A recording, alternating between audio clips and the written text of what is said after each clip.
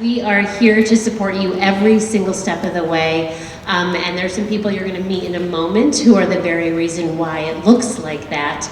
We have many different events, not just for you, but of course for your children, to help them feel like they have everything that they need going through this and that there aren't any unknowns. If you've been through it before, as you know, like every child experiences it differently. I know I had very unique experiences from both of my children, from one who I had to track down and bug every single second, and then one who gave me like a spreadsheet of basically pros and cons that he had planned out. For each of you, it will be unique to you, unique to your children. And that's what the benefit is of having a guidance department that is well supported by our district in terms of our number, our caseloads, that they can make this experience very personalized for you. And with that, I'm going to turn it over to a person who is going to be in every single one of these meetings and guiding you along in this process as she works with the school counselors, and that is our Director of Guidance, Kelly Malcheski.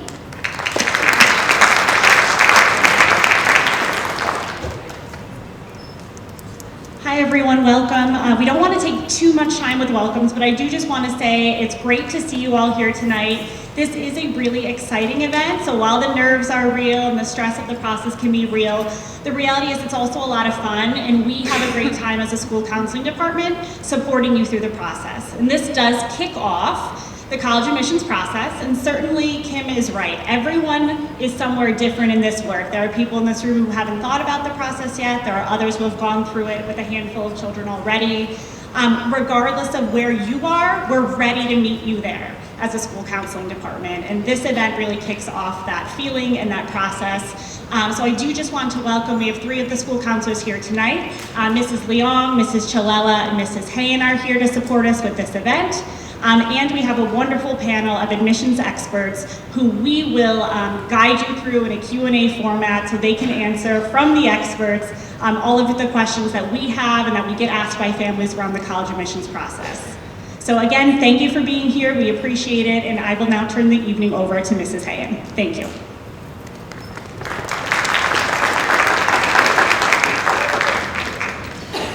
Hi everyone, it's wonderful to see you all tonight. This is a very exciting, happy, and positive evening, as Ms. Malcheski said.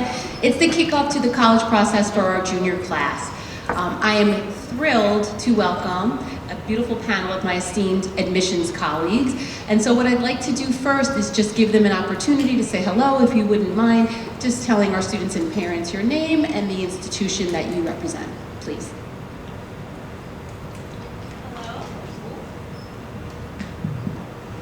Hello, my name is Sophia Lockhart. I work for SUNY Rockport and the Regional Admissions Advisor for all 5 boroughs of New York City and Southern Westchester as well. Hi everybody, my name is Lori Wax. I'm the Director of New York Recruitment for Penn State. I cover the entire New York metro area, all 5 boroughs, Long Island, Westchester, Rockland, Putnam, Mid-Hudson Valley, and I am very happy to be here with you tonight. You guys have an awesome counseling office. There's so many great events that your school plans, and we're really happy to work with you. Hey everybody, thank you so much for being here tonight. My name is Brian Gomez. You can call me BG if that's easier, he and his pronouns.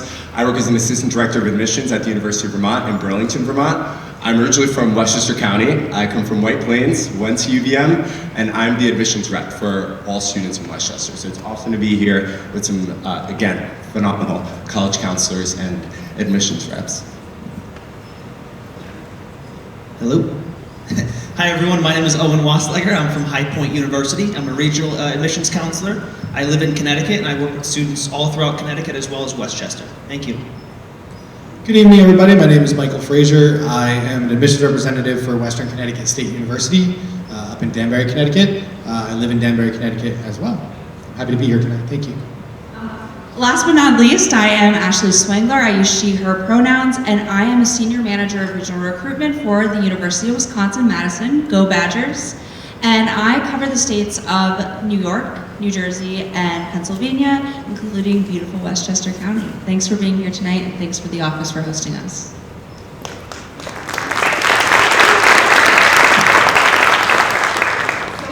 So a couple things I just want to point out. You may notice that we have a really nice diverse dais of college representation here. Public universities, both in-state and out-of-state, as well as private universities. We do that deliberately because we believe and we know that there is a place for every student after high school. Such a wide variety of institutions, and this spring, I hope you and your families find joy in the exploratory process. The other thing I want to point out before I ask my first question is the gentlemen and ladies sitting at the table here are admissions counselors. So what that means is they work in the Office of Admissions, and I think I'm correct in saying this, you all would assess the application. So if a Harrison High School student applied to your institution, it would be read by you, certainly by others as well, but definitely by you, right? So I'd just like to point that out so you get a better understanding of my colleagues' positions at their universities.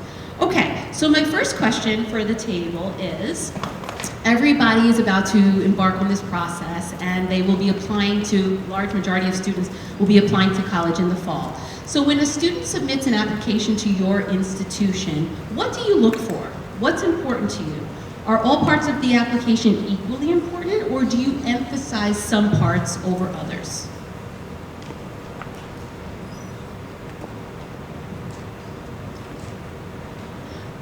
So for a SUNY institution, important for us is to very much holistically look at the application. So depending on your grades through, there are going to be certain programs and majors that we are going to look at more on specific classes. So for example, our nursing program, we're going to look at your chemistry and your bio. Your business courses, we're going to look at your math courses. But overall, your GPA grade throughout your whole cumulative weighted average, but as well as holistically you as a student, everything that you do in your institution and as well as outside from the high school, put everything in there because that is time away as well from your academics. I also very much look at your essay. Your essay is how I'm going to understand you as a student outside of your GPA, outside of those numbers. So things that I need to know of time in your high school curriculum basis on things that you've experienced in high school, that in your essay is how we're going to be able to evaluate and see that. Sometimes I ask a question, I remind myself that I should rewind and remember that not everyone in the room has had a student apply to college before. I just want to make sure I say out loud the parts of the application at the majority of institutions. So there is the application itself. The most common one that students use is an application called the Common Application, although there are others. Common Application will ask demographic information, information about extracurricular activities, academic honors, courses in progress.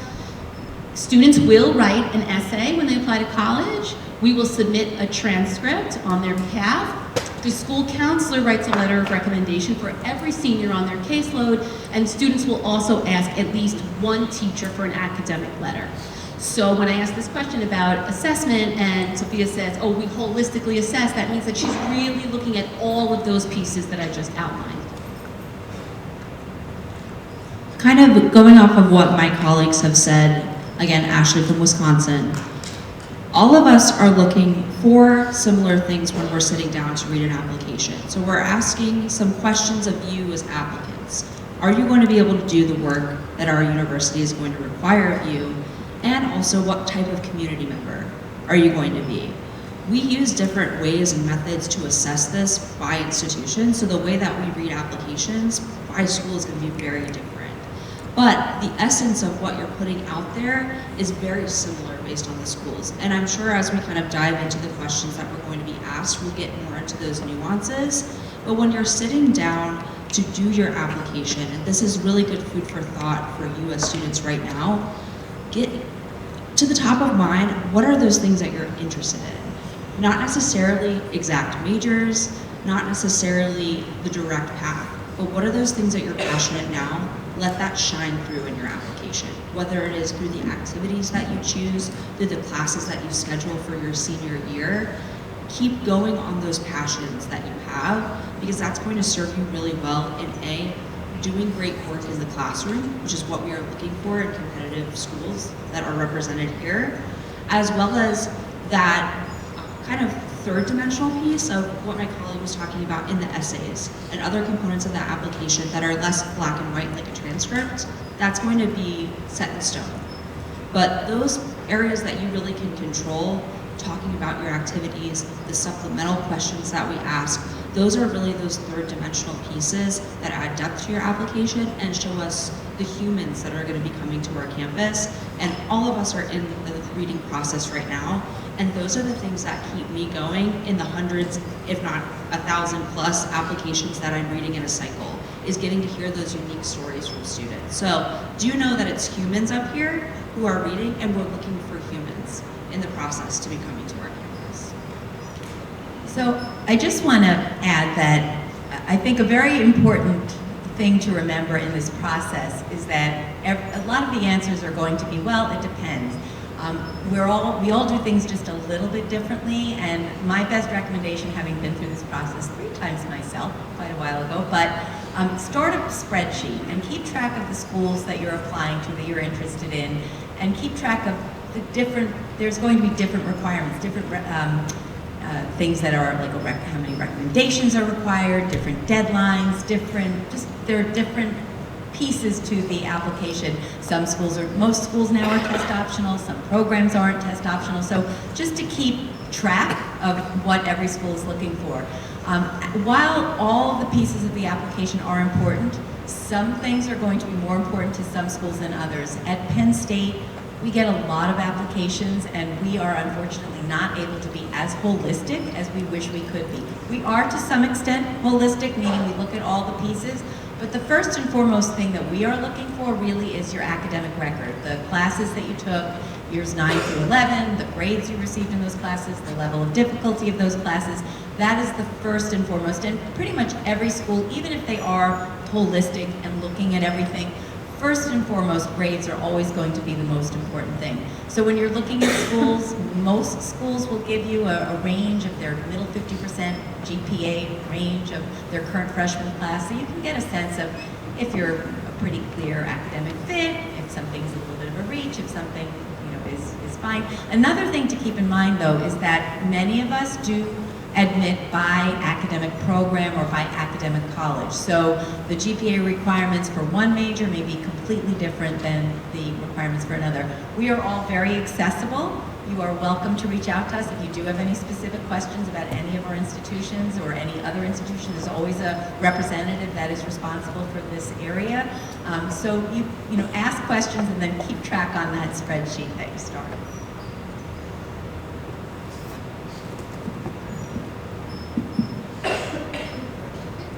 Just one quick thing about High Point University, it might be similar across the board here. We recommend 4 years of math and science for students in high school. So, you know, some schools might admit per major. We don't at High Point, but we recommend 4 years of math and science for students all throughout 4 years. Yes, juniors, as you come into your junior meetings, you will be taking math and science in senior year, as all students at Harrison High School do. Okay, so now that we're on the topic of academics, let's have a conversation about rigor, which is a word that will come up in the college process a lot. Rigor meaning, how much have you challenged yourself over high school in comparison to what you were offered? We are very, very proud to be an international baccalaureate, IB High School, right? We are so proud that all of our students access IB to a certain extent, particularly in the pathway that we have in ELA, which is so college preparatory because your literacy skills are so important as you move on to college. So I guess my question is twofold. What role does rigor play in your process of assessing applications, and what are your thoughts on IB curriculum as it relates to college prep? Happy to start this off. And so one of the things that we covered in the previous question was this idea of holistic review, and that we're looking at all the different pieces of the application when reviewing you for admission to our institutions. At UVM, and something that was brought up was that the most important part of our review is that transcript. And something that aids us as admissions counselors is the fact that we get something called the high school profile, which gives us everything we need to know about Harrison High School to best evaluate you within the context of the opportunities that you have here at Harrison. And one of them is that incredible IB curriculum, for which schools that have an IB curriculum are typically very proud to have that curriculum because it really challenges you as a student to dig deep into your courses and think critically. So it absolutely shows readiness for college if you have access and take advantage of the IB curriculum and are successful in that curriculum too. And so within our review at UVM, we look at your transcript, we look to see if you're meeting admissions requirements, we look at all of your grades, and we do look to see, again, if you've taken advantage of the opportunities to challenge yourself and be successful in those challenges too. Something that Ashley brought up in her previous response is that we're looking to see if you're ready for a college curriculum, and also if you are also going to be somebody who can balance their time well as a community member outside of your academics too. And that's something that we'll cover in more questions on this panel too, that while academics are a main driver in our review, they're not the only thing we're looking at. But certainly when I pull up an application, like I did an hour ago, the first thing I look at is the transcript for a student. I just want to mention, Brian mentioned the school profile that goes, it's coupled with every transcript that we send to every college when a student applies to. If you're interested in seeing the Harrison High School profile, it's right on the high school guidance page of our website. You're welcome to take a look at it. And just another note on rigor too. As I was looking at the questions earlier today, we do get the questions in advance, by the way. These are not just thrown at us blind. But as I was looking at them earlier, you know, I've worked in other institutions, and I've recruited Harrison High School for other institutions, as well as for Western. And I always remember the IB curriculum, and that's something that always sticks out. So that's why I put my fingers up and kind of snapped a little bit there, because it does stick out for me.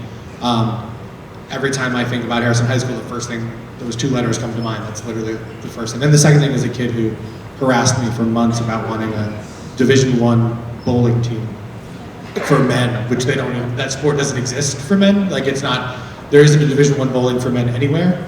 And he was really adamant about it. Unfortunately, I couldn't make that happen for him. But at any rate, rigor is definitely important. I would almost rather take a student who tried really hard in an IB course and maybe struggled academically and doesn't have as high an average as somebody who took a couple IB courses here or there because they could, to make it look nice, kind of peppered them in there wherever they could.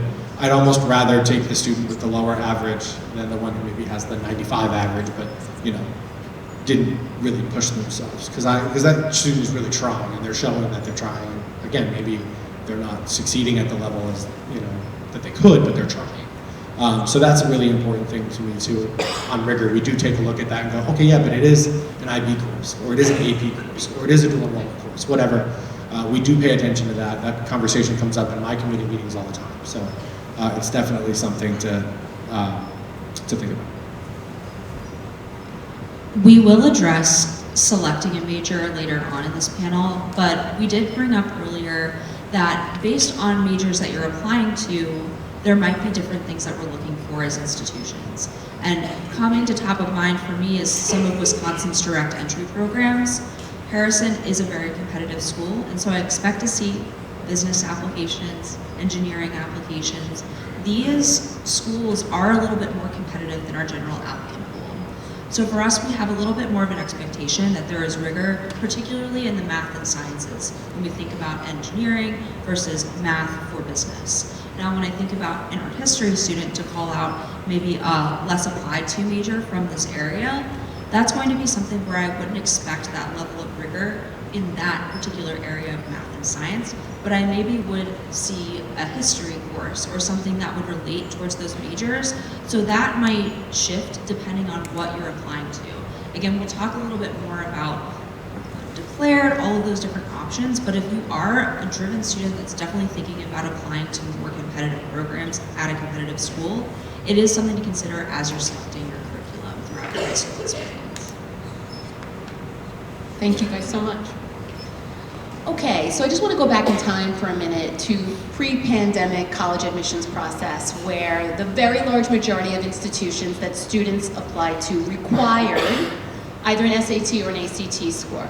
There was a population of colleges that were test optional at that time, but I think most people in this room probably know that since the pandemic, because in 2020 we were not able to administer SATs and ACTs, because we couldn't pull students together in groups, colleges were really forced to assess applications without an SAT or an ACT, and many have remained test optional since that time.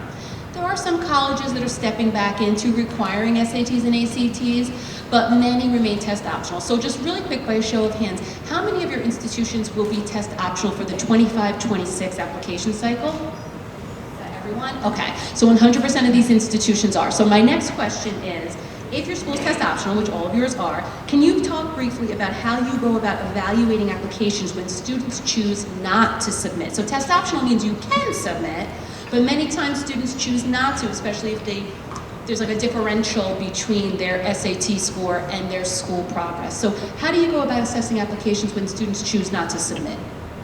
I'll just go really quickly and say that about 80% of our applicants apply test optional.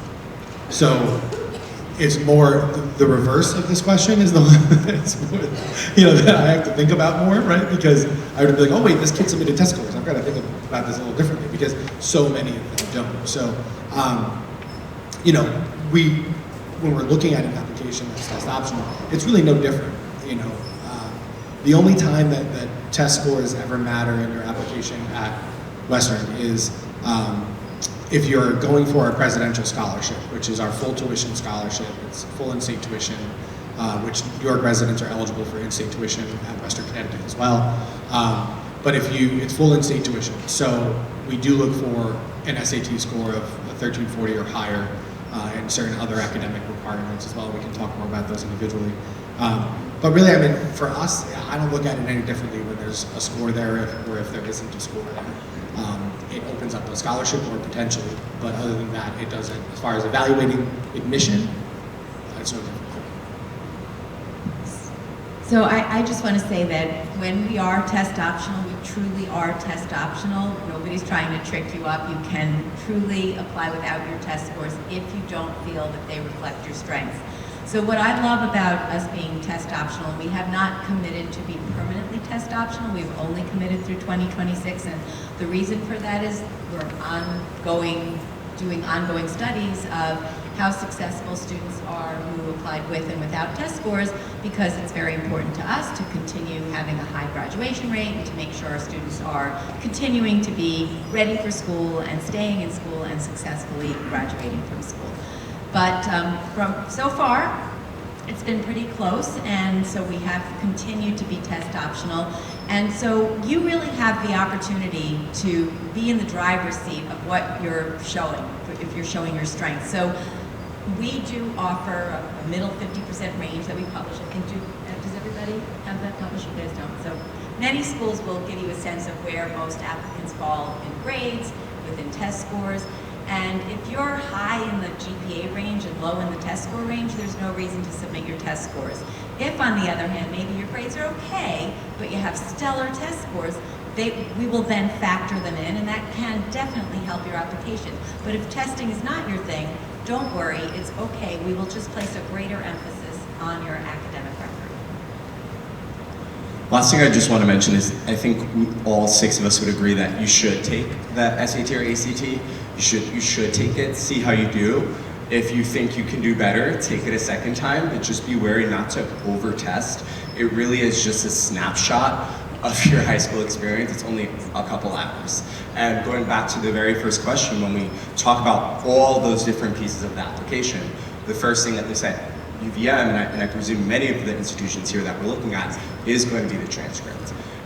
And so with that being said, take that SAT, pick one, take the ACT, pick one, see how you do. You can find all of the information on our middle 50% averages on our websites. All of that information is available to you, and make the best decision for yourself after having conversations with your guidance counselors on whether or not you think it will enhance your application or if you think your transcript is a better indicator for you.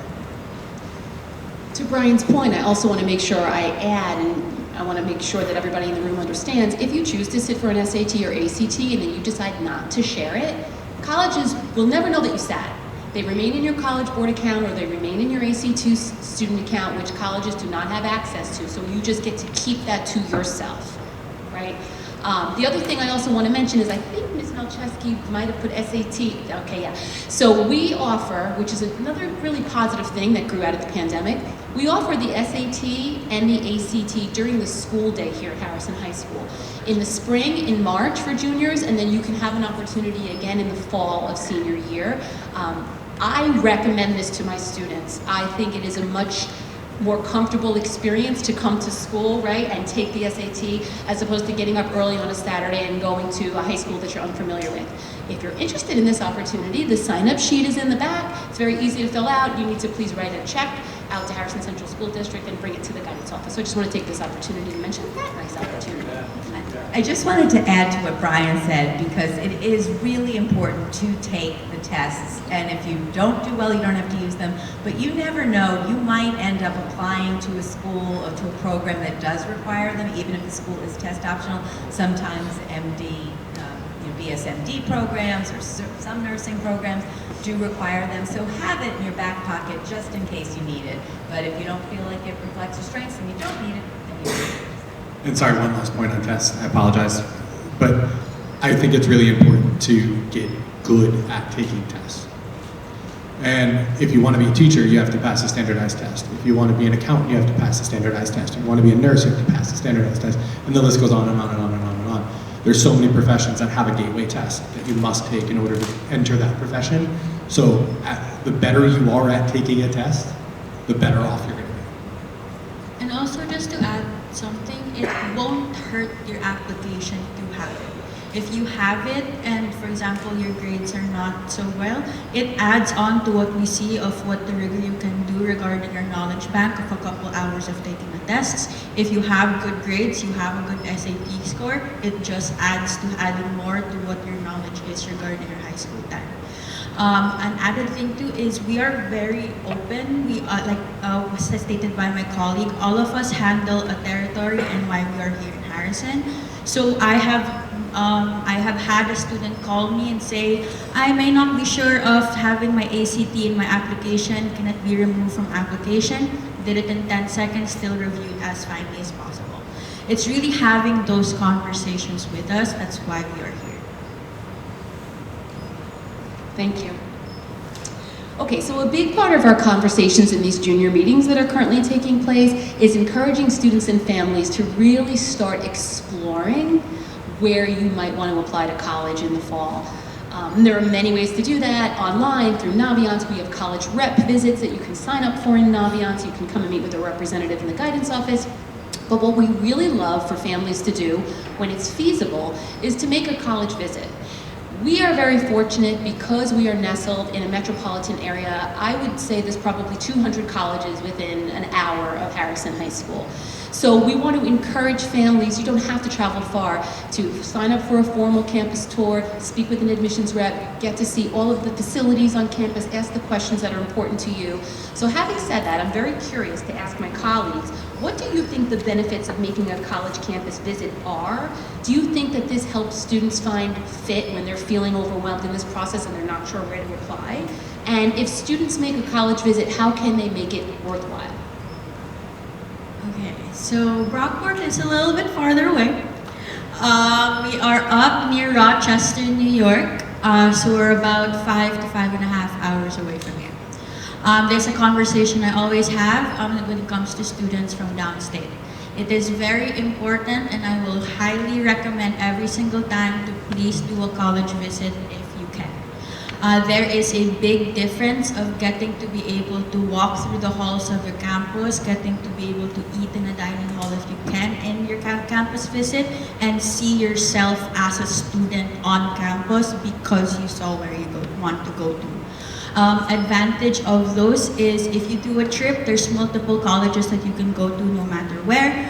So Brockport's right there, but also schools in Rochester and Buffalo are also there. So there's a couple ways to be able to do this.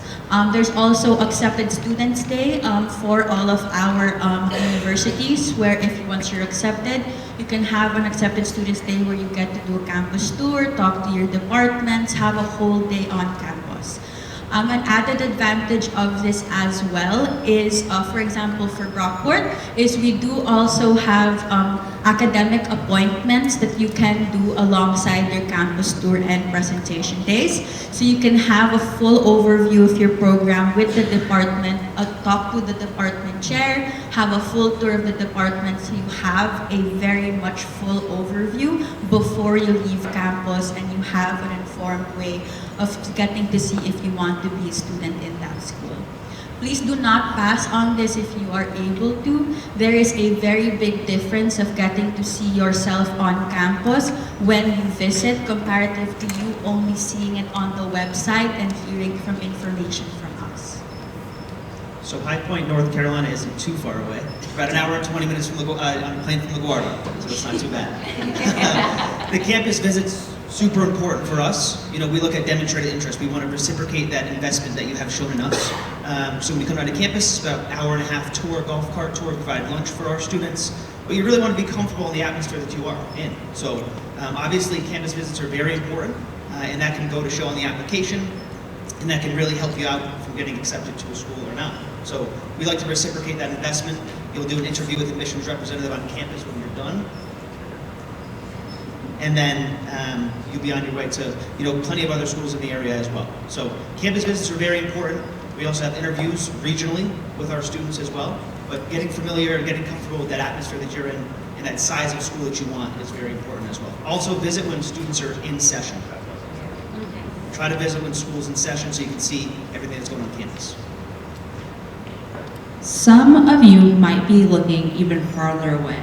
I'm obviously from a school based in the Midwest. I also used to work for a school based in California, and I lived out here recruiting students. So that might not be an ideal trip to take in the middle of a busy sports season. So to your counselor's point, there's about a 200 school list in this area. My suggestion to you at this time in your high school career is go figure out amongst the schools in this area, do you like small? Do you like urban? Like, what are some of those qualities that you like in a campus? So then you can make the determination if you're gonna head out to the Midwest, if you're going to visit somewhere on the West Coast. Have a more narrow list when you are spending, making an investment to go visit places, but kind of knowing what you want before those trips is really helpful in making the most of it and having an enjoyable trip as a family. There's nothing worse. I put my parents through it of like walking on the campus immediately going, I don't like this school. They like flew me on a plane to go there. So it's really important to kind of do some soul searching, kind of get to know what you like ahead of time, and it's an easy train ride down to the city, a car ride out to Long Island to kind of see some of the schools in this area that you might enjoy. Last thing I want to mention to this question about visits is the opportunity for virtual visits, and mentioning how in the previous question about test optional and how that came about because of the pandemic. One of, I think, the bright spots in admissions from the pandemic is all these institutions really fortifying their virtual options for students and families. And even though it's not the same as being on campus, when you're at this stage of building your list, it's a great way to show interest, to take half an hour from your evening to hear from an admissions counselor like us, hear from current students, get maybe a virtual tour, and help you get a better sense of what it is you're actually looking for. So don't miss out on those virtual opportunities, because they certainly do count at institutions like UVM, and I presume a lot of our institutions. And then if you do get the chance to visit a school, I always mention to students and families how it's very easy to make the most memorable thing about that visit the dorm. And the reality is, a lot of schools are usually showing you their best dorm on campus. And so just keep that in mind, that where you live is going to be an important part of your experience, no doubt. But hopefully your college experience is not just an experience that has you in your dorm the entire time.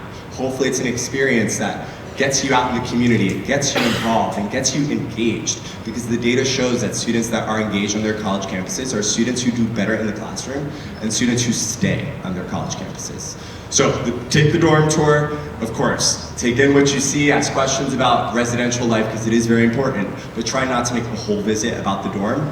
And as you do more and more visits, I always encourage students and families to make a specific photo album for each visit, just because as you do more visits, the visits and kind of what you see, kind of what you remember start to blend. And when you do get to the stage of receiving all those admissions offers, which we hope, that you do receive in the next year, it'll help you to get yourself back in that mindset of mentally putting your backpack on and visualizing yourself as hopefully as a student on campus. So I just want to reiterate what Ashley said. I cannot stress how important it is just to get out and visit any school. One of my favorite memories are college road trips with my kids. But a student may think they want a really big school until they get onto a really big campus. They may think they want to be in a city until they see a city school. They may think they want to be on a rural college town campus and then realize that's not for them. So even if it's not the school you're applying to, it is definitely important to just get out there and get a sense of what you like. There's 2 rounds of visits. There are the visits to try to figure out where you're going to apply. You are very busy. Your students are involved in ton of activities. It's not always easy to get to visit every school that you might be applying to. You will have that opportunity again, as I said, in April or March to go to accepted student days to the schools that you definitely did apply to. I mean, ideally you get to the schools that you do want to apply to, but just being able to narrow down based on factors, but you might not know how you really feel about those factors until you're actually in that situation. And I just want to make one more point too, that not all visits are created equal, right? So a typical campus tour, right, which we offer 5 days a week at Western, is a campus tour with one of our student ambassadors. You get to talk to an admissions counselor, that's great. But we also have our open houses in the fall. And an open house in the fall includes not just the tour of campus, but also discussions with faculty. There's usually some sort of like a fair kind of environment where you can walk around. Oh, that's the major I want to do. Let me go talk to that professor and find out more about it. Or there's that student club that I read about on the website. Could be really cool. I want to go talk to that representative from that. So my advice is to make sure that the quality of visit that you're planning, right? So maybe take the schools that are at the top of your list and try to attend their open houses if you can.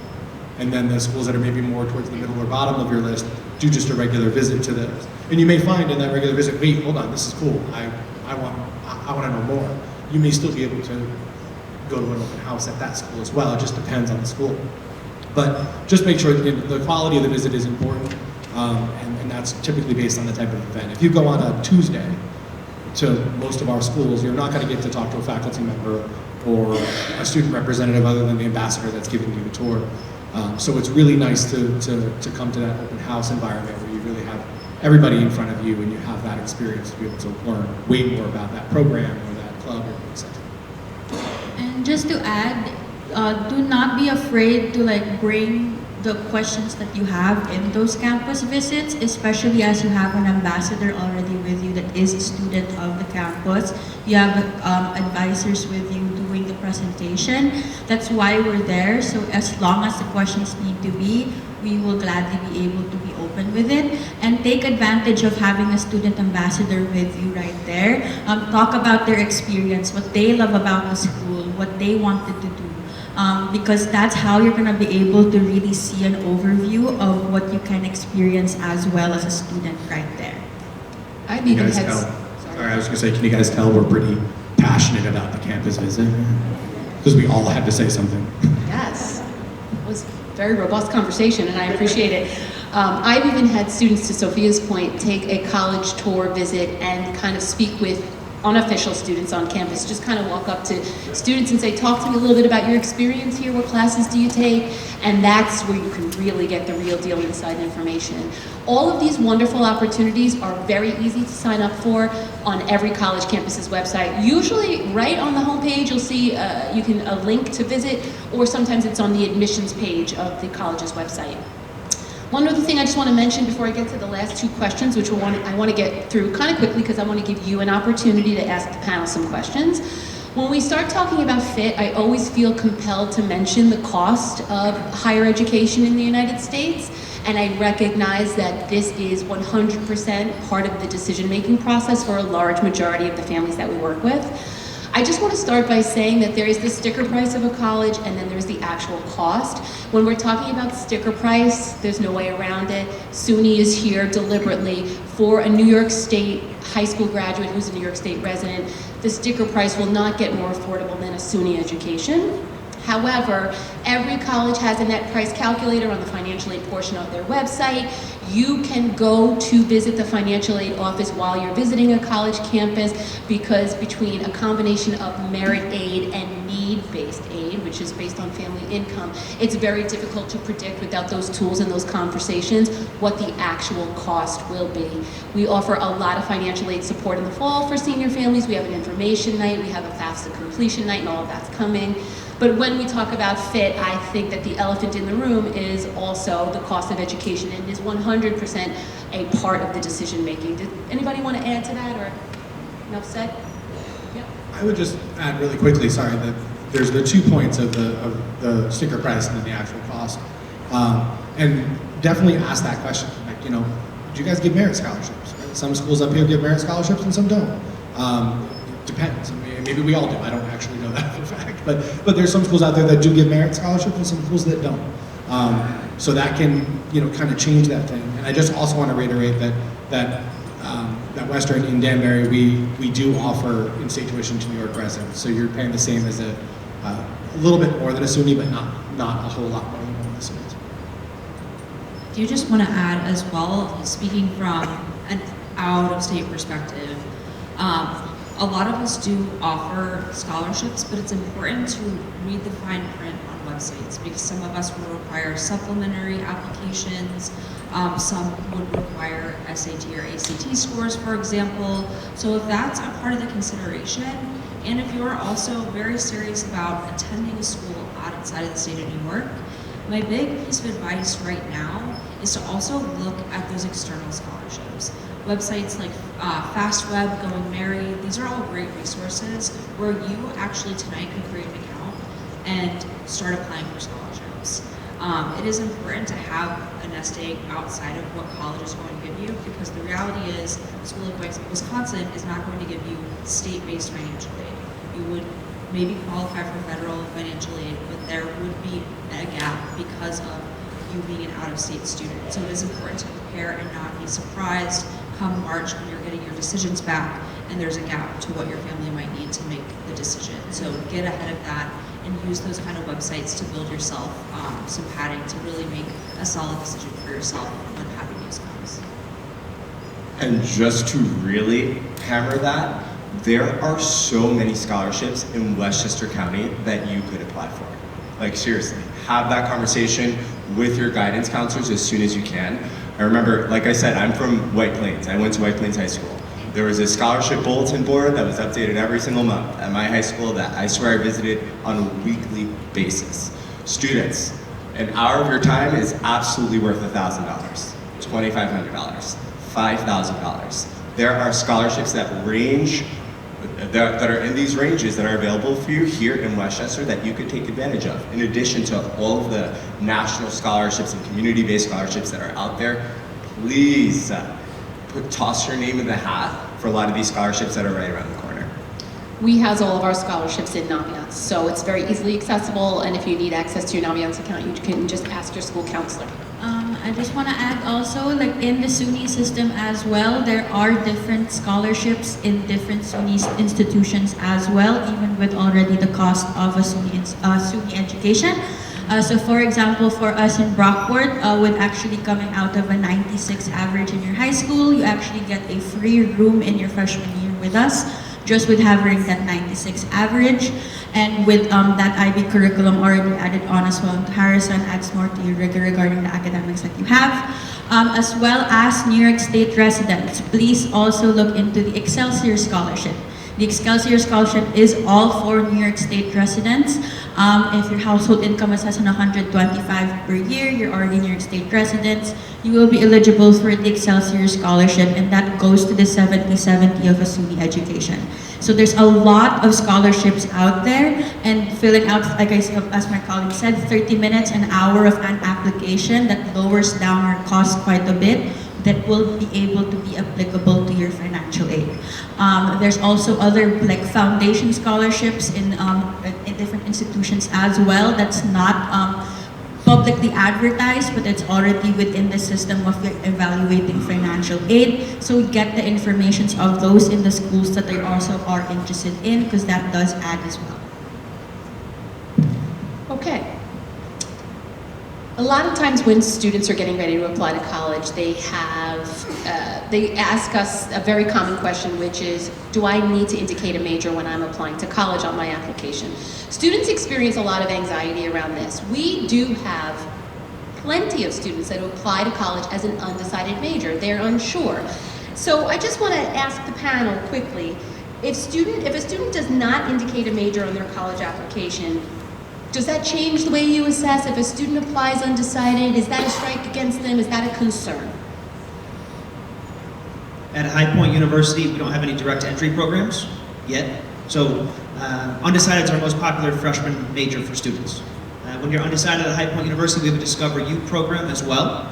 So you'll have your own advisor as well as your success coach your freshman year that's going to help you kind of pick a major and take some courses that you're interested in. You don't have to declare a major until the second semester of your sophomore year. Like I said, none of our programs are direct entry, so you can transfer to any program you want as an undecided student. We do have an official program for students that are undecided. We call it our Division of Undergraduate Studies. It does not hurt you if you do not know what your major is.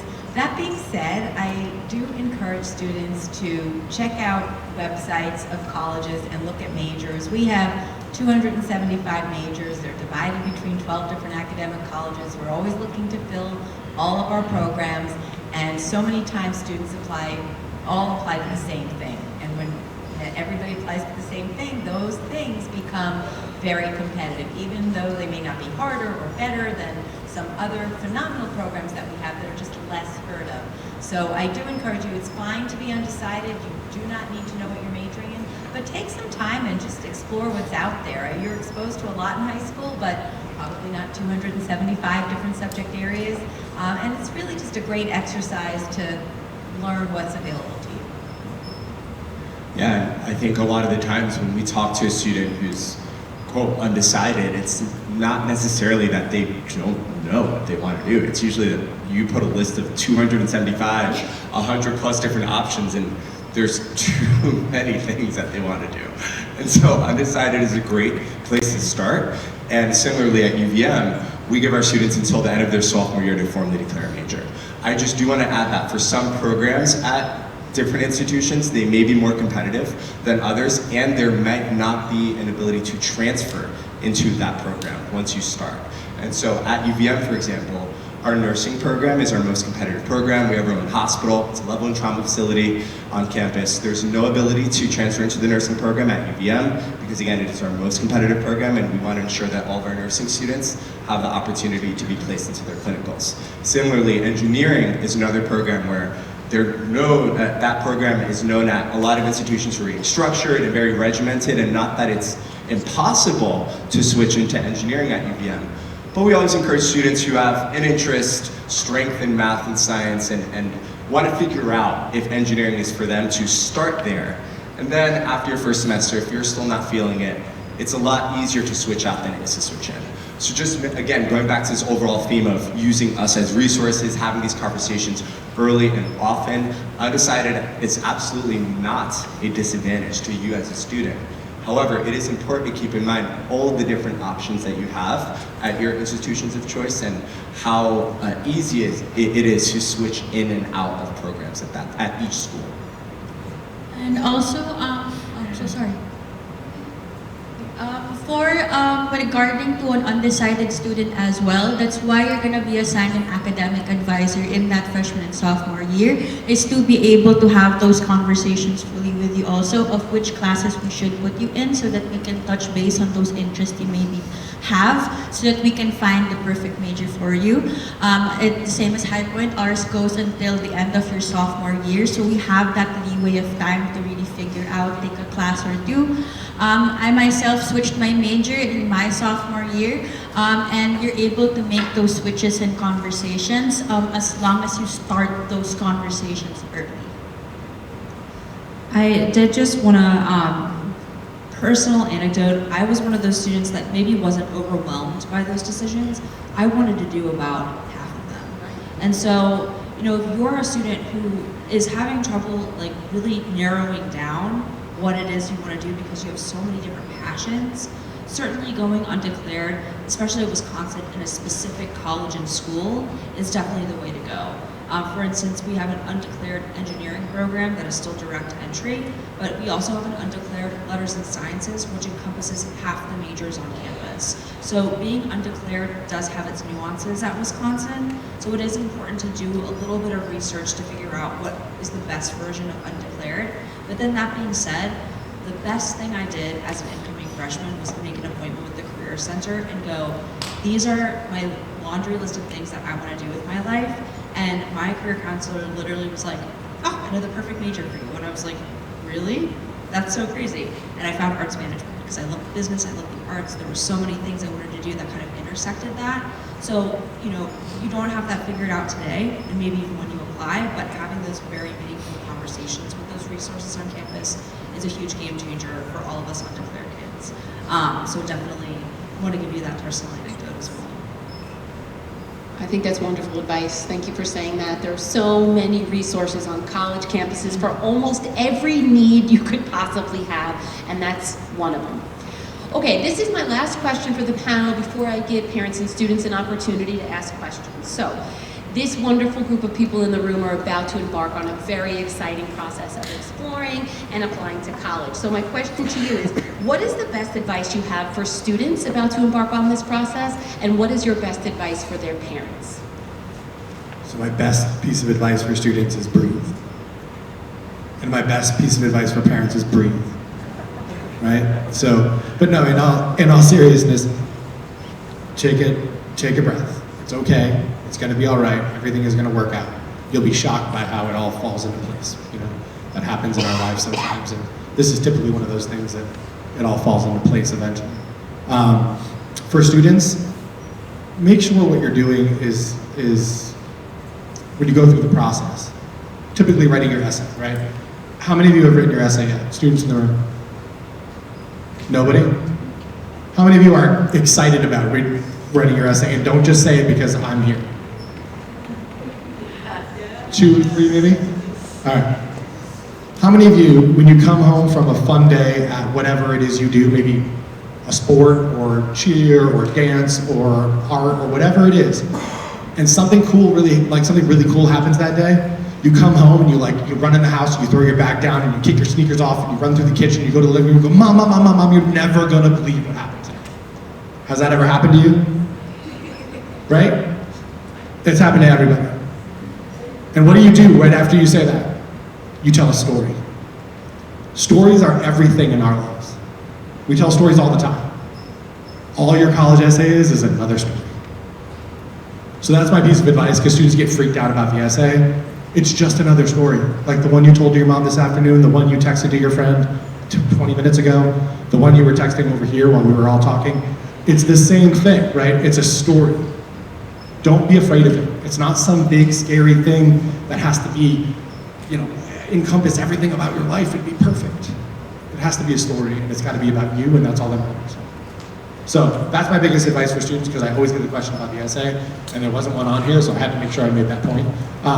And for parents is, my number one thing to say is this: an email from a student, or a phone call from a student, or a question from a student during a visit means way more coming from them than it does from you. No offense to parents, don't get me wrong. I'm not trying to be, I want to hear from your student. I'll answer your email, and I'll be happy to speak with you, and I want to talk with you, but more often than not, in some situations, I do have parents that take over the conversation, and the student never says a word, and I had a 10-minute conversation with the family, and I didn't hear a word from the student. And that's not what we want to see. Obviously, that's not necessarily a bad thing. That kid's not getting admitted, but that's not going to happen. But I want to hear from your student. Let them take the step.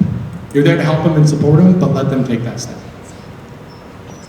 So I just want to say, have fun with this process. Try not to get stressed out. There are thousands of fabulous schools out there. You can only go to one at a time. Don't just be focused on the schools you've heard of or the schools that all your friends are going to. Keep an open mind. Check out, explore things you might not have considered. There are just so many incredible schools. You can be successful at pretty much any of the ones that you go to. I promise you there's a reason why people end end up where they end up. A few practical notes that I would recommend.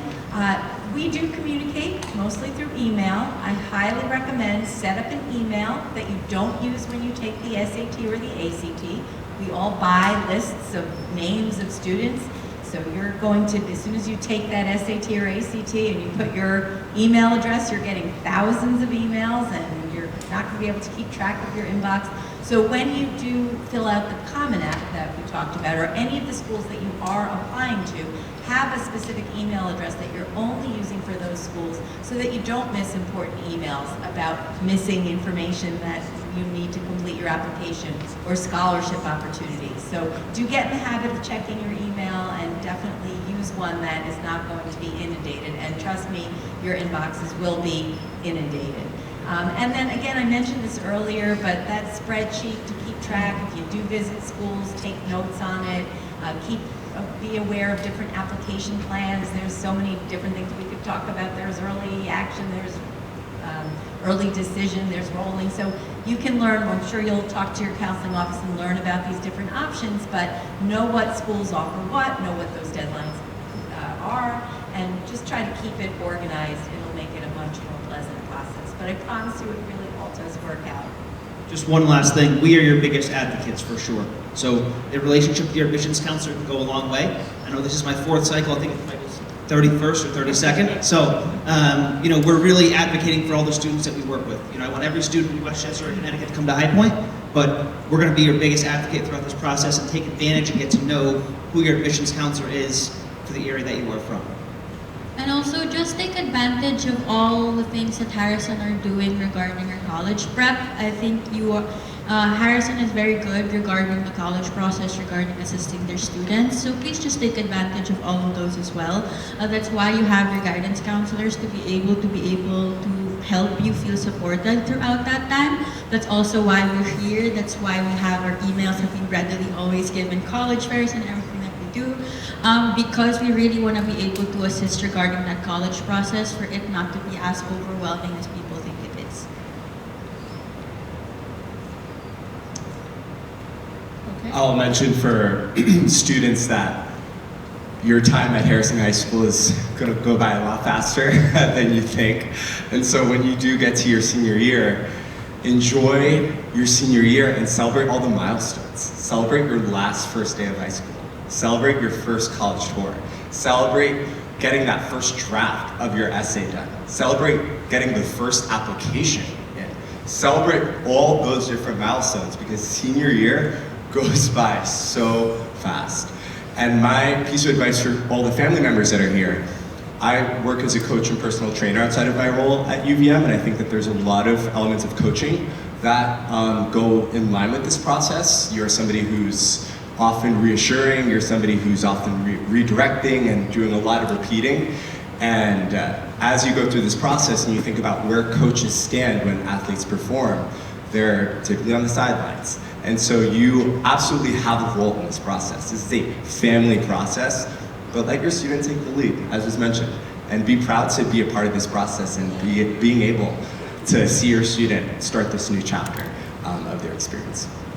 And I'll be very quick with my advice. First, for students, think about not just the rankings of the important program that you're applying to. I think especially of those driven engineers, future doctors. You know, you're always looking at rankings and ways that you're going to get a leg up. But most importantly, think about the place you're going to be living. You're going to be in a classroom for a fraction of the time, and you're going to be living in this place a lot more. So really taking that into consideration in your college search is super important, especially if you want to stick to a campus. You want to enjoy every aspect of it. And that also is for parents. It's not just about the notoriety, the name brand.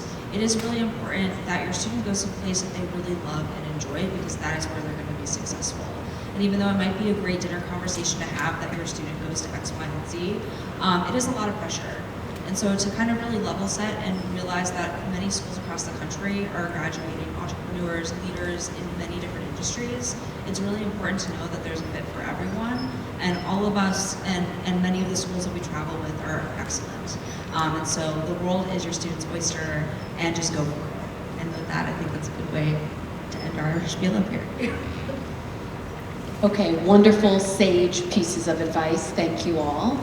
I'd love to, because we do have a few minutes, I'd love to give anyone in the room that has a question for the panel, parent or student. I promise you that if you have a question, 10 other people in the room have the same question. So if you can just raise your hand if you have a question that you'd like to pose to the panel. Mr. Goldie.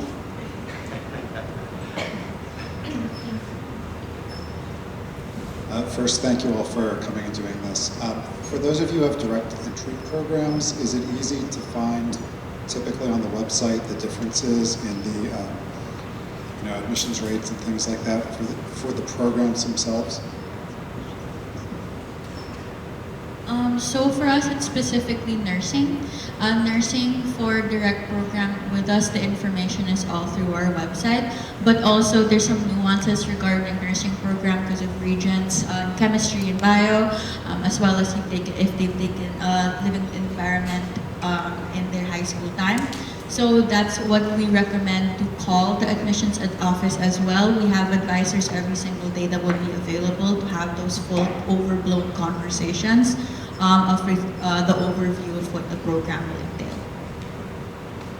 At Wisconsin, it's less of stats on the website and more of recommendations that we have for your students' curriculum. So that would be, again, thinking about engineering, IB for sure, higher level in math and science, would be ideal for those most successful candidates. But again, it really is dependent on major. We do have direct entry arts programs, and that would be more of a portfolio submission rather than more of a rigor-focused process. Still looking for highly qualified students, but less emphasis on the rigor. So I'm not sure, were you asking for statistics of admissions rates for these programs or requirements for them? Well, the comment was that our science programs are harder to get into Right. admissions, so which ones that Right, so at Penn State, we don't publish the admissions rates specifically by academic program, but if you speak to me, if you reach out to any of those academic colleges, I can tell you at Penn State business is extremely competitive compared to our other programs, nursing as well, because we have a limited number of spots, but there aren't numbers published, but we will have a conversation with you and let you know when we do publish our middle 50% ranges overall. So usually I tell people if you're looking at those very competitive programs, to keep thinking about those 25% of students that are above those ranges or the top end of those ranges. But the best thing would be to reach out to keep contacts from those programs, and you can get those through most I would think would get those contacts.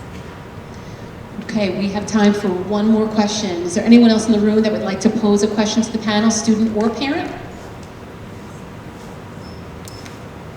Good. Thank you. Hi, you spoke about for the admission process, looking at the holistic side of it.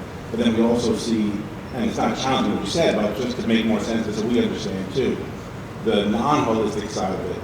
You know, we're in a program where we have IB diploma, IB classes, high IB, low IB, and I think a lot of times, unless you're really understanding every little part of it, we don't know sometimes the non-holistic side of it.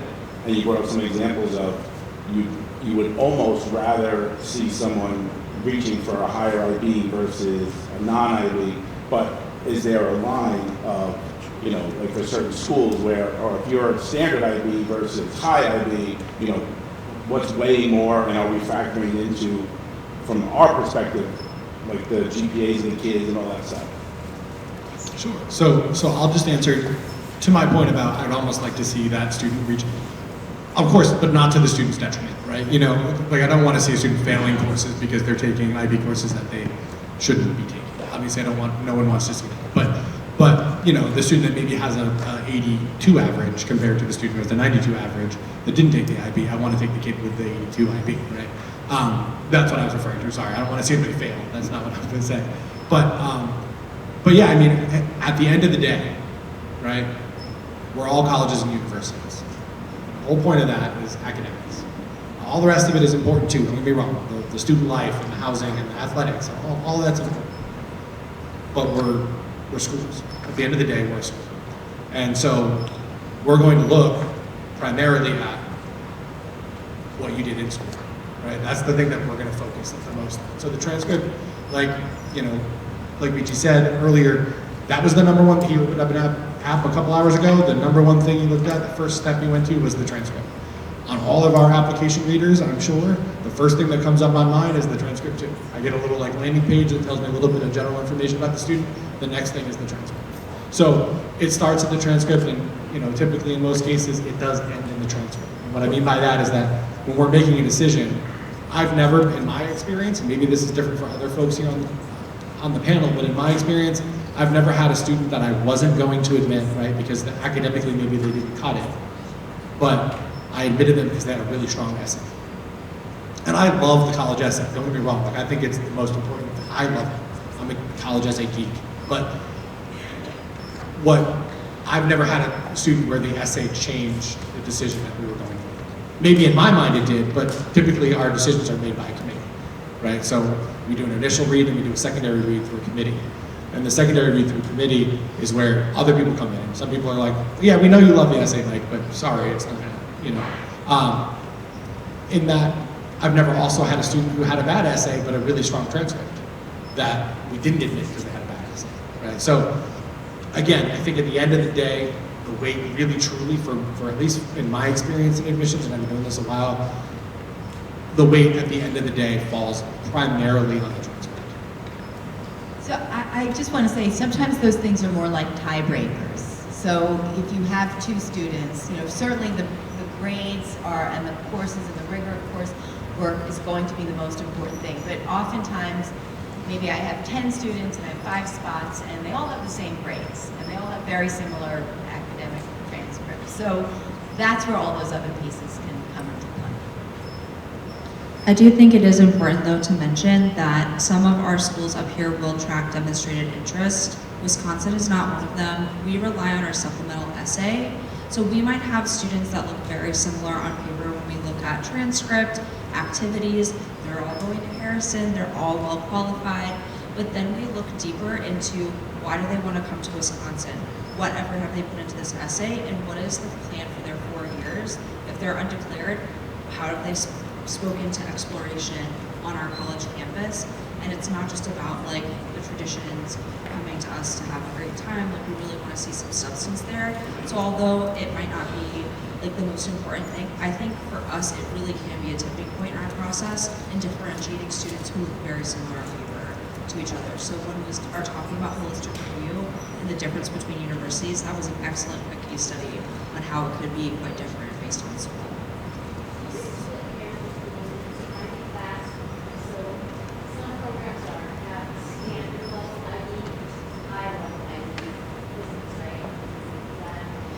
It does matter in some cases, especially direct entry programs, where we would look at a standard level as sort of, again, an upper level college prep, but a higher level is that high level IB class. So when we're looking for the college level calculus, I'm talking about an HL IB class. But again, that's for Wisconsin, so. Always keep in mind, though, it also matters that the student can perform within the context of that curriculum, and that's the line that we walk every day when we make decisions for students academically. Okay, please join me in thanking my esteemed colleagues for their time, their energy, their expertise, and coming out on a Monday evening to support your children in the college process. I also want to thank all of you, students and parents, for coming out tonight. We are very excited to embark on this process with you. We want to encourage you to utilize your school counselor for any question or concern, and to please keep coming to our evening events where we'll all learn and grow together as we move through this process. Have a wonderful evening. Everybody get home safe. Thank you so much.